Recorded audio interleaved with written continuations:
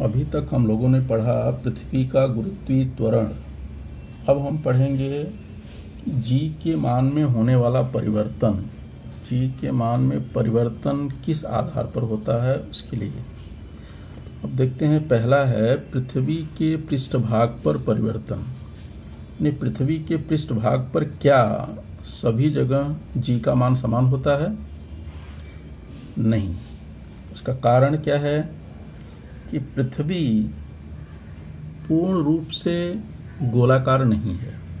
जैसे देखिए, पहला जिसमें दो आकृति बनाया, एक हमने पहला एकदम पूर्ण गोला बनाया है, ठीक है, और दूसरा पृथ्वी की आकृति को समझाने के लिए हम दिखा रहे हैं कि पृथ्वी जो है ध्रुवों पर थोड़ा चपटी होती है। ये ध्रुव है तो यहाँ देखो ये थोड़ा दब गई है इस तरफ, और भूमध्य रेखा पर थोड़ा उठी हुई होती है या उभरी होती हुई है। देखिए ये भाग देखो थोड़ा उभार करके दिखाया गया है, ठीक है। तो इसके कारण ये पृथ्वी के केंद्र से जो दूरी है वो घटती रहती है। ये दूरी जैसा आप जानते हैं 6 × 10⁻6.4 × 10⁻6 मीटर, यानी इसको किलोमीटर में करोगे तो ये हो जाएगा 6400 किलोमीटर, ठीक है। और ये दूरी थोड़ा सा कम होती है इसकी अपेक्षा, क्योंकि ये थोड़ा इधर आगे तक है, इस तरफ तक पृथ्वी का भाग यहाँ तक है, और इधर थोड़ा सा दबा हुआ है। तो इससे जो है कुछ कम है, 20-22 किलोमीटर भी है। थोड़ी पृथ्वी ध्रुवों पर चपटी है, तो यानी डिस्टेंस दोनों तरफ जो है थोड़ा थोड़ा दबा हुआ है, यहाँ पर इस तरफ से भी और इस तरफ से भी। तो इसलिए ध्रुवों पर चपटी होने के कारण इसका मान यहाँ पर ज़्यादा होगा, क्योंकि ये दूरी केंद्र से इसकी क्या है, कम है। दूरी कम होने के कारण ध्रुवों पर इसका मान जो है ज़्यादा होता है जी का। यानी यहाँ पर जी का मान होता है लगभग 9.8 मीटर/सेकंड²। और जबकि भूमध्य रेखा पर यहाँ जो है दूरी पृथ्वी के केंद्र से थोड़ा बढ़ जाती है, इसलिए यहाँ पर इसकी वैल्यू जो है थोड़ा कम हो जाती है। तो यहाँ पर जी की वैल्यू होगी 9.77 मीटर/सेकंड², ठीक है।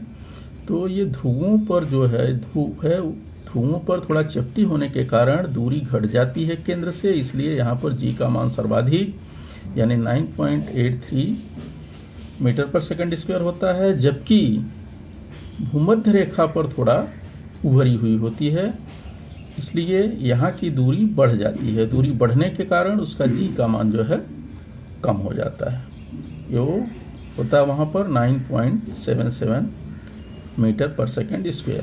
इसी तरह से बदलता रहता है। पृथ्वी क्या है, हमेशा घूमती रहती है। घूमने के कारण ध्रुवों के पास चपटा क्यों है, ये हमेशा इसी अक्ष पे घूमती है। समझो ये एक्सिस है और इसके चारों ओर घूमती है, तो इसके कारण जो है ध्रुवों पर थोड़ी सी चपटी होती है। चपटी होने के कारण यहाँ पर दूरी कम हो जाती है। दूरी कम होने के कारण जी का मान बढ़ जाता है, ठीक है।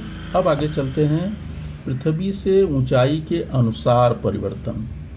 अब पृथ्वी के केंद्र से पृथ्वी के पृष्ठभाग पर तो देख लिया 9 समझो यहाँ पर है पिंड, तो इसका क्या होगा जी की वैल्यू। इस बिंदु पर जी की वैल्यू हो जाएगी 9.83 या 8 ही समझ लो, यहाँ पर है। अब इसके ऊपर जैसे जैसे दूरी बढ़ती जाएगी, क्योंकि वहाँ पर जो फार्मूला पढ़े हैं जी के मान का, ये देखो फार्मूला क्या है, जी =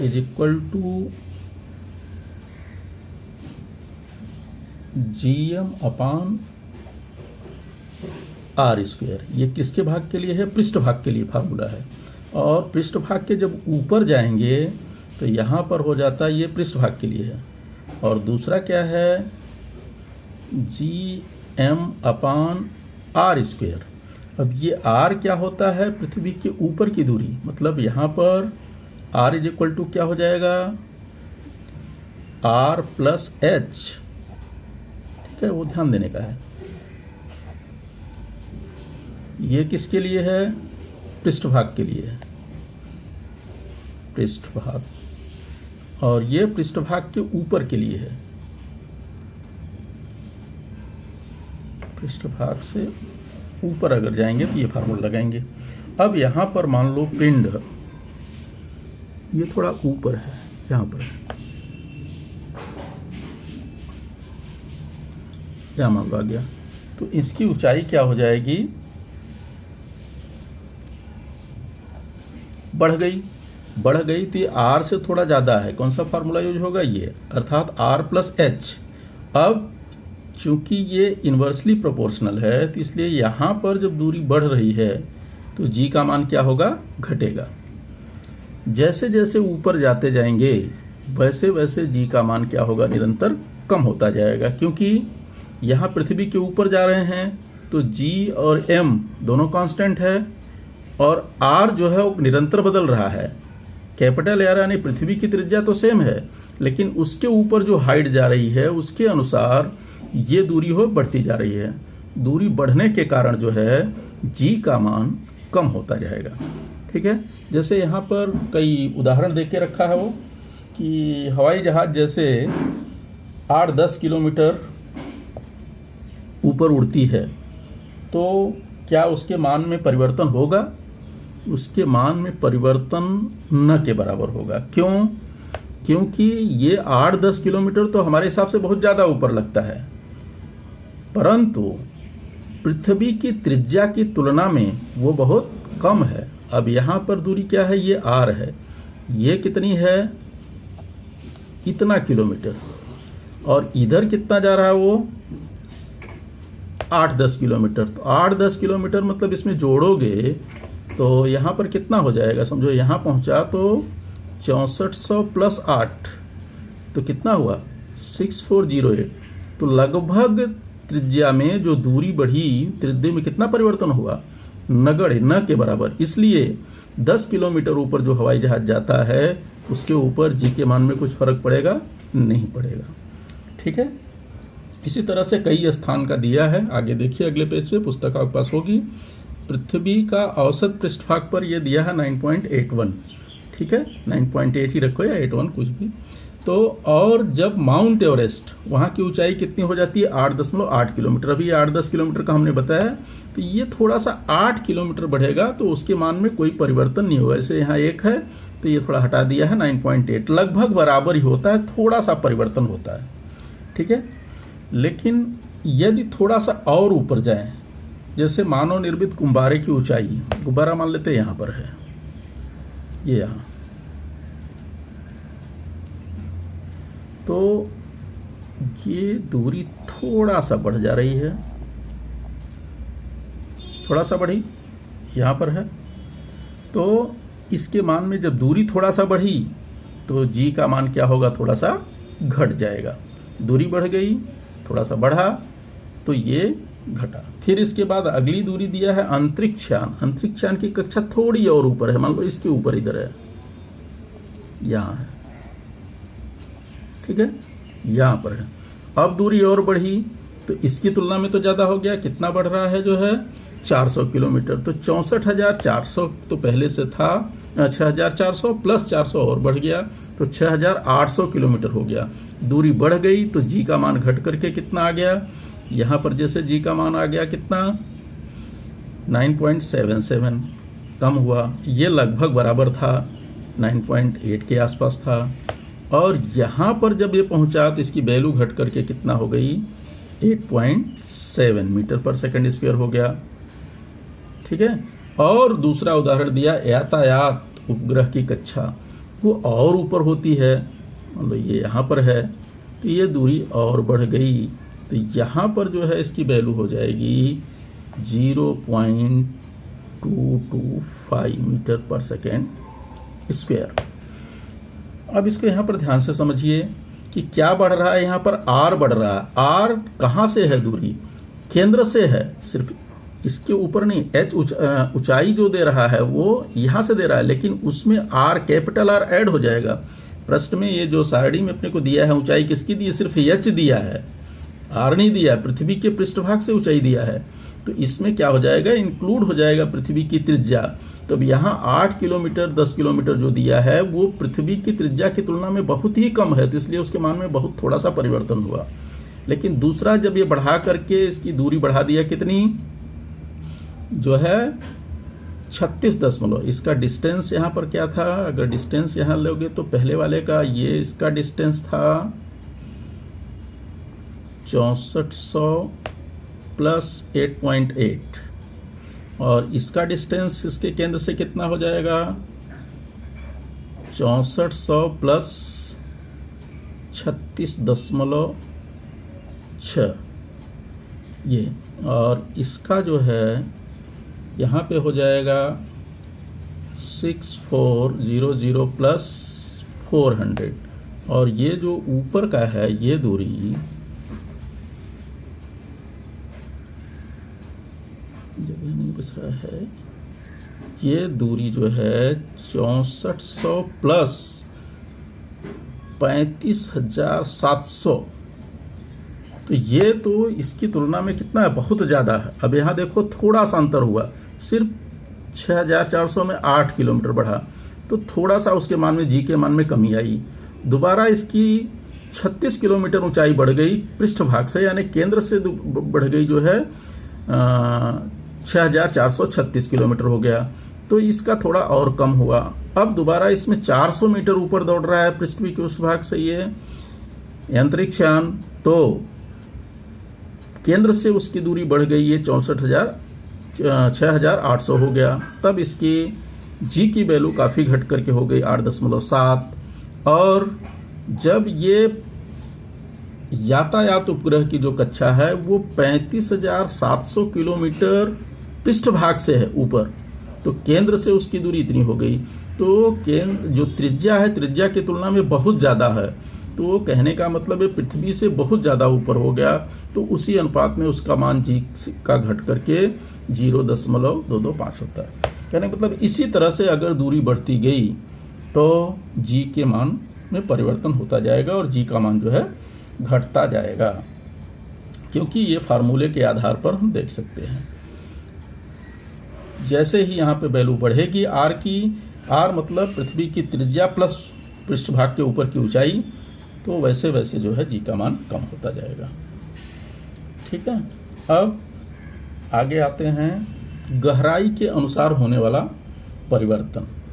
अब पहला तो देख लिया ये कि पृष्ठभाग पर भी उसका मान बदलता रहता है, ध्रुवों पर जो है सर्वाधिक होता है जबकि मध्य रेखा पर सबसे कम होता है, और ऊंचाई के अनुसार भी देख लिया, जैसे जैसे ऊंचाई बढ़ती जाएगी वैसे वैसे जी का मान जो है घटता जाएगा। अब आते हैं जो है गहराई के अनुसार। अब समझो ये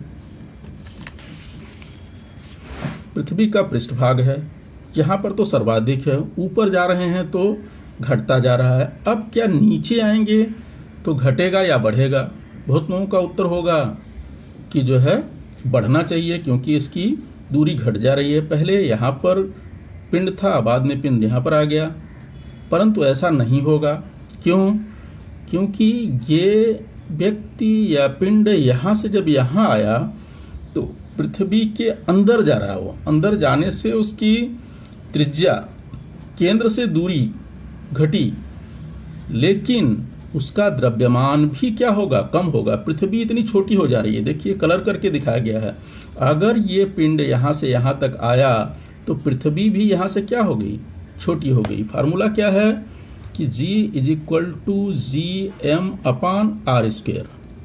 ठीक है, ये R तो घट रहा है, परंतु उसके साथ साथ यम भी घट रहा है, और त्रिज्या की तुलना में द्रव्यमान बहुत ज़्यादा है। द्रव्यमान जानते हो कितना होता है? 6 × 10⁻24 kg, और जबकि त्रिज्या कितनी होती है? 6.4 × 10⁻6 मीटर, तो इसकी तुलना में बहुत ज़्यादा है। तो जब ये इतना भाग कम हो गया तो ऊपर का ये भी क्वांटिटी कम हो गया, उसकी तुलना में ये कम ही कम होता है। अर्थात जी की वैल्यू क्या होगी, निरंतर घटती जाएगी। क्यों घट रही है, ध्यान से समझिए। यहाँ घटने का प्रमुख कारण है कि इसका मास भी पृथ्वी का द्रव्यमान, ये कौन सा द्रव्यमान है, पृथ्वी का द्रव्यमान है। अभी बाकी दोनों कंडीशनों में पृथ्वी के द्रव्यमान के ऊपर कोई फर्क नहीं पड़ रहा था, क्योंकि हम पृथ्वी के ऊपर जा रहे थे। अब यहाँ पर क्या है, पृथ्वी के अंदर जा रहे हैं। जब अंदर जा रहे हैं तो दोनों चीज में कमी हो रही है। एक तो इसकी रेडियस घट रही है, तो इसकी वैल्यू यहाँ पे घटेगी तो ये बढ़ेगा, लेकिन उसके तुलना में यम ज्यादा घट जा रहा है। इसका द्रव्यमान बहुत ज्यादा कम हो जा रहा है, ऊपर द्रव्यमान बहुत ज्यादा है। तो द्रव्यमान कम होने के कारण अपेक्षाकृत जो है ये कम रहेगा, अर्थात जब कम रहेगा तो जी की वैल्यू ये बढ़ जाए, ये जो है ज़्यादा कम हो जाएगा, तो जी की वैल्यू क्या होगी, घट जाएगी, क्योंकि यह डायरेक्टली प्रोपोर्शनल है द्रव्यमान के।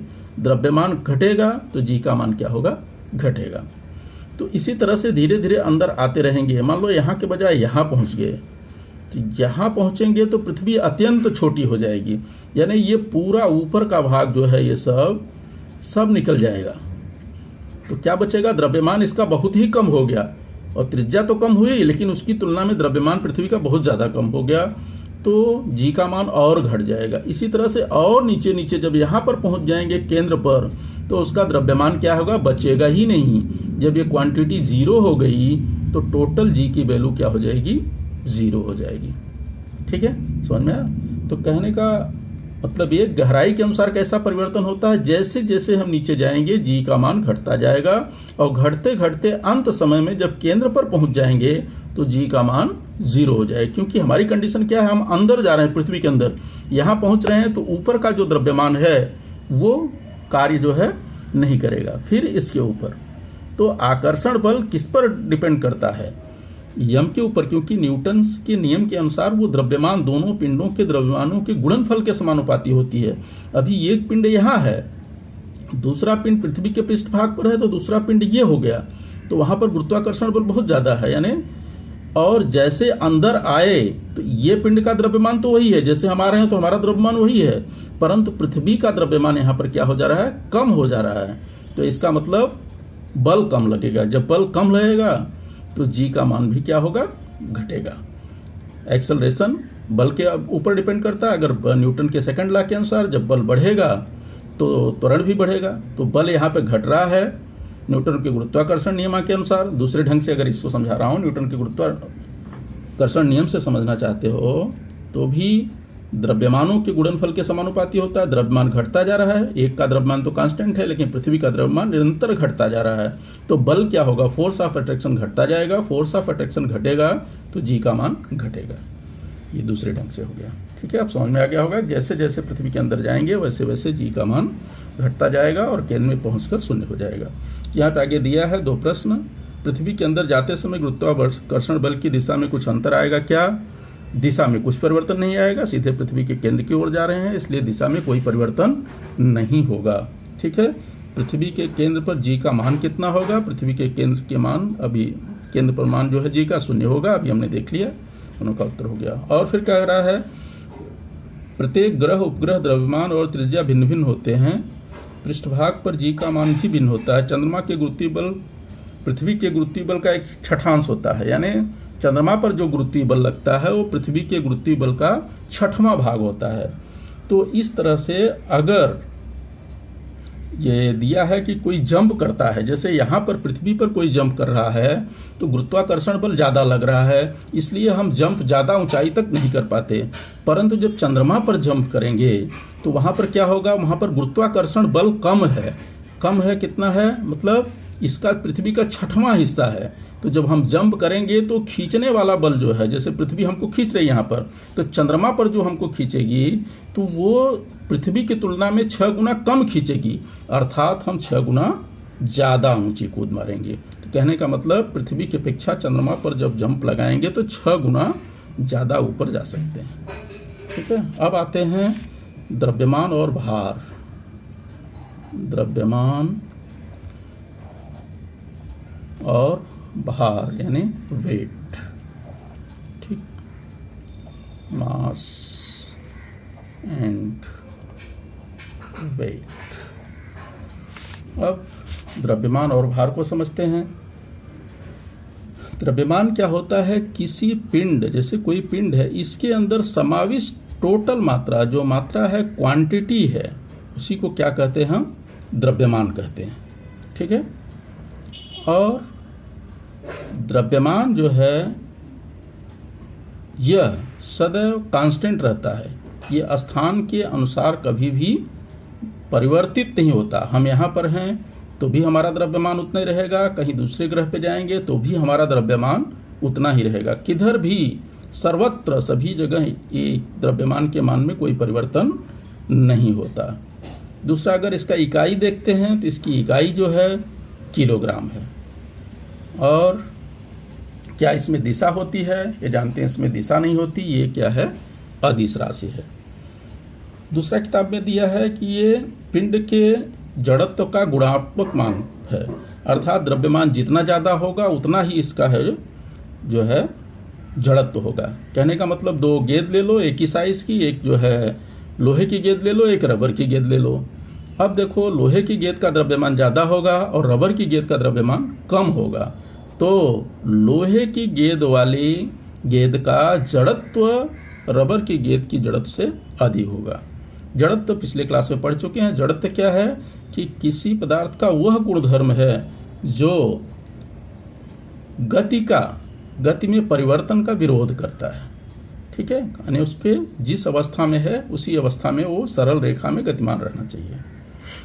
अब दूसरा आते हैं द्रव्यमान के बाद भार पर। भार मतलब ये वेट मतलब ये क्या है, एक्चुअल में गुरुत्वीय बल है। जब पृथ्वी जिस बल से किसी पिंड को अपनी ओर आकर्षित करती है उसे ही क्या कहते हैं, भार कहते हैं। द्रव्यमान मतलब तो देख लिया वजन। भार, वेट वह है या किसी पिंड को पृथ्वी जिस गुरुत्वीय बल से अपनी ओर आकर्षित करती है उसे ही इसको भार कहते हैं। अब जैसे इस पे बल क्या करेगी, वो बल बराबर हम न्यूटन के नियम से जानते हैं, ये क्या होता है, F बराबर mg, तो यहाँ पर g का गुणा हो जाएगा। तो दोनों में अंतर समझ लेना चाहिए। ये सिर्फ em है और वेट का मतलब क्या होता है कि mg, यानी यहाँ पर F इज इक्वल टू किसके हो जाएगा, वेट के। तो वेट बराबर क्या होता है, mg के। तो जब mg है इसका मतलब क्या, ये सब जगह समान रहेगा, समान नहीं रहेगा। जैसे जैसे हम पृथ्वी के ऊपर या अन्य ग्रह कहीं भी जाएंगे तो g का मान जो है बदलता जाता है। जब g का मान बदलता जाता है तो भार भी बदलता जाएगा।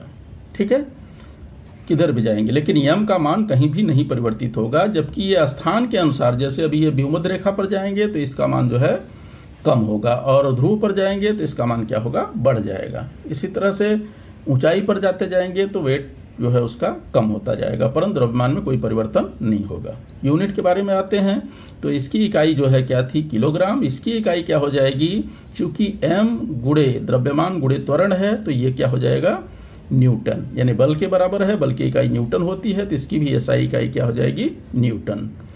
और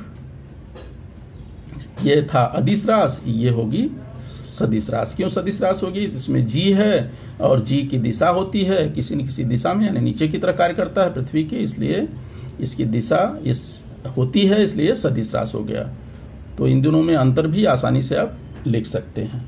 ठीक है, आगे थोड़ा दिया है कि बोलचाल की भाषा में भार। हाँ, बोलचाल की भाषा जो होता है उसमें जनरली क्या है, वेट को भी, द्रव्यमान को भी वेट कह देते हैं, परंतु दोनों चीज़ साइंटिफिक ढंग से अलग अलग है। मास अलग है, द्रव्यमान अलग। जैसे हमको सामान खरीदने जाते हैं तो वहाँ पर पूछ लेते हैं इसका वेट कितना है, तो वेट वहाँ पर बता देते हैं इतना केजी, चूंकि उसकी इकाई केजी रहती है, वो द्रव्यमान ही होता है। जैसे कोई सामान खरीदने गए तो वहाँ पर हम आम बोलचाल की भाषा में उसको वेट ही कहते हैं, लेकिन वे वेट नहीं होता, एक्चुअल में द्रव्यमान होता है।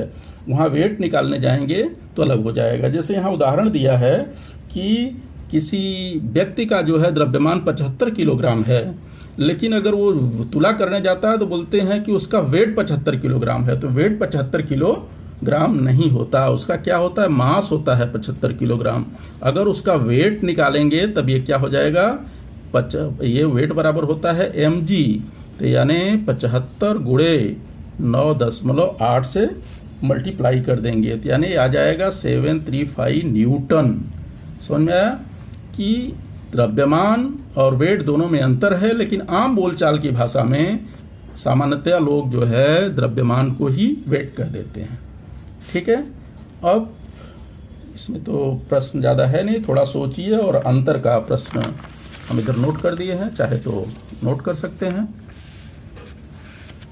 जैसे इसका पृथ्वी के अंदर जाते समय दिशा में अंतर आएगा, नहीं आएगा, पृथ्वी केंद्र पर उसका मान क्या होगा, 0 होगा। इसी तरह से द्रव्यमान और भार में अंतर जो बताया गया वही यहाँ पर नोट कर दिया गया है, चाहे तो इसका स्क्रीनशॉट ले लीजिए। धन्यवाद।